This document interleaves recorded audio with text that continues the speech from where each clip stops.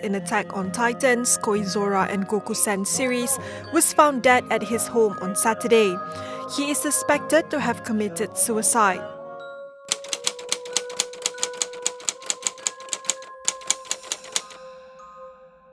Bunuh diri mungkin telah menjadi sebuah alternatif bagi sebagian besar orang yang telah kehilangan arah tujuan hidup.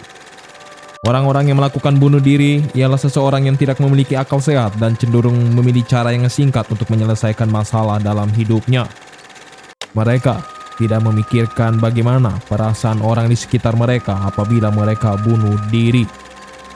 Akan tetapi itu merupakan sebuah pemikiran sepihak dari orang normal seperti kita ini.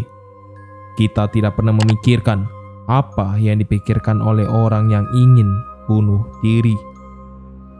Berbicara mengenai bunuh diri, Jepang ialah salah satu negara dengan populasi masyarakat paling banyak melakukan bunuh diri. Tercatat bahwa ada sekitar 70 orang yang melakukan bunuh diri setiap harinya. Angka tersebut terus-menerus naik tiap tahunnya. Alasan dari orang melakukan bunuh diri di Jepang pun bermacam-macam, mulai dari masalah kesehatan sampai kepada pekerjaan. Hal ini tentunya membuat populasi masyarakat Jepang makin menurun tiap tahunnya. Sudah populasi negaranya sedikit, banyak yang bunuh diri pula. Mengetahui hal tersebut, seberapa bobrokkah negara Jepang? Atau seberapa hancurkah negara tersebut? Sampai-sampai penduduknya bisa stres dan memutuskan untuk bunuh diri. Sebenarnya, apa saja sisi gelap dari negara Jepang? Apa yang menjadi masalah utama dalam negara tersebut? Mari kita bahas.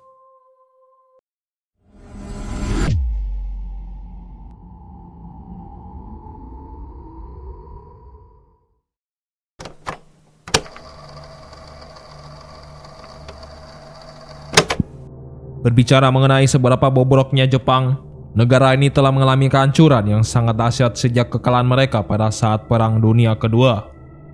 Kekalahan tersebut sekaligus menghancurkan dua kota besar di negara tersebut, Hiroshima dan Nagasaki.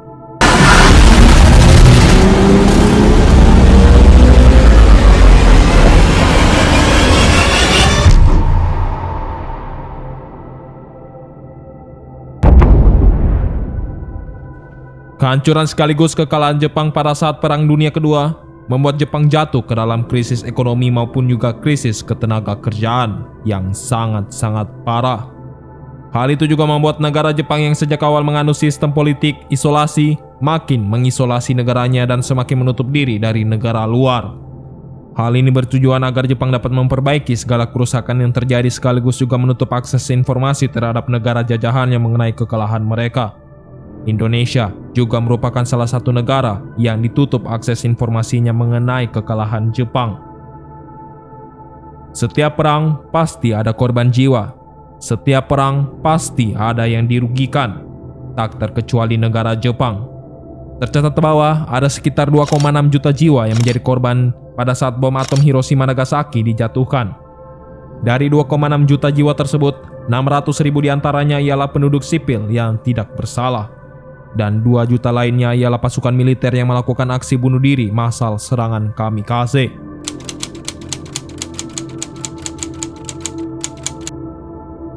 Banyaknya korban yang berjatuhan pada saat Perang Dunia Kedua membuat rakyat Jepang yang merasa kehilangan mulai melahirkan banyak anak. Ada yang satu keluarga memiliki 7 anak, 8 anak, hingga 9 anak. Hal ini tentunya didasari oleh kondisi dunia yang telah damai, perang telah usai, membuat angka kelahiran semakin naik dan angka pembunuhan semakin menurun. Kita semua mengetahui bahwa Jepang memiliki kondisi geografis wilayah yang tidak terlalu besar. Tercatat bahwa Jepang menduduki peringkat ke-62 sebagai negara yang memiliki kondisi geografis terkecil di dunia. Dengan luas wilayah 377.000 meter kubik, tentunya angka tersebut tidak dapat menampung jumlah penduduk yang cukup besar dan mengharuskan Jepang untuk membatasi jumlah kelahiran mereka yang pada saat itu sedang membludak dikarenakan penduduknya sedang ingin membuat anak. Kenaikan jumlah kelahiran ini membuat orang Jepang pada saat itu banyak yang tidak dapat pekerjaan, pengangguran di mana-mana, sekaligus membentuk sikap hikikomori pada setiap penduduk Jepang.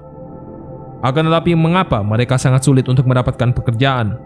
Bukankah Jepang itu adalah negara maju dan sudah seharusnya lapangan pekerjaan di sana merupakan suatu hal yang lumrah adanya?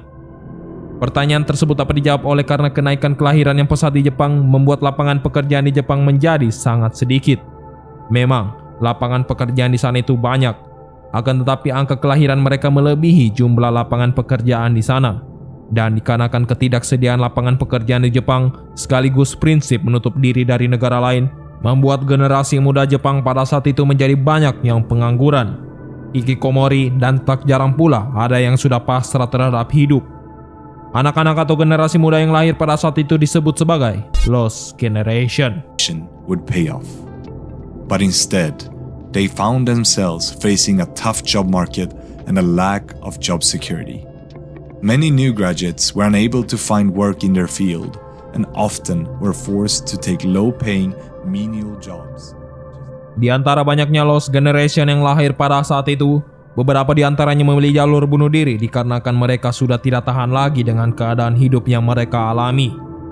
Mereka berpikir, wah, ini hidupku sudah sangat menyedihkan. Untuk makan esok hari saja mungkin sudah tidak bisa. Pekerjaan juga sudah susah didapatkan. Mending bunuh diri saja aku. Hidupku sudah tidak ada gunanya lagi.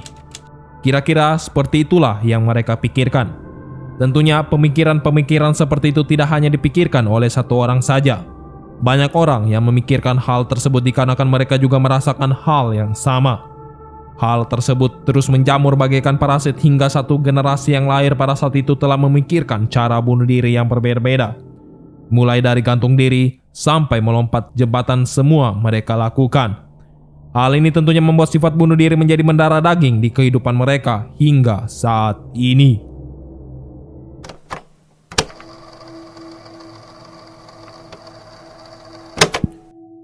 Jepang. Mungkin kalian hanya mengenalnya dikarenakan reputasi mereka sebagai negara maju, teknologi canggih, robot, anime, dan sebagainya. Akan tetapi di balik segala pencapaian dan reputasi yang bagus tersebut, terdapat sebuah jerih lelah yang harus dibayar.